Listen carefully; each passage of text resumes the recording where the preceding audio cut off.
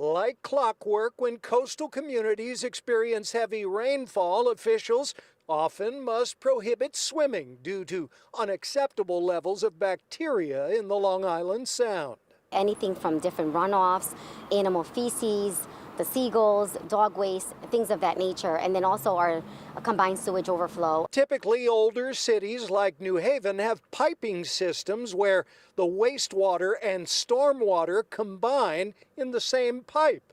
And that's trouble during big rains. There's so much water that those pipes can't handle the amount of water in the system, and it will end up leaking out or being poured into the Long Island Sound or our waterways. In response, New Haven has been working with the Water Pollution Control Authority to separate out the stormwater and wastewater flow with separate piping. As you can imagine, it takes an incredible amount of time because they have to dig up the street and put in all new piping. It's very, very expensive.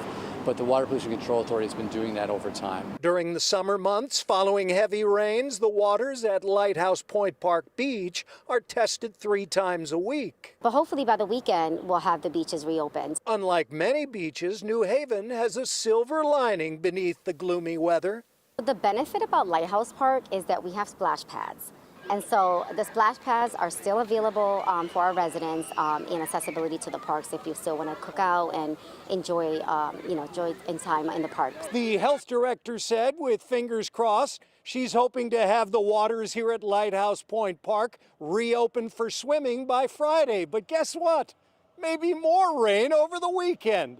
Here in New Haven, I'm Tony Terzi, Fox 61 News. All right, Tony, thank you. And make sure you bring the Fox 61 News app with you wherever you go. It's an easy way to keep your eyes on the forecast and plan out your day ahead. You can also get severe weather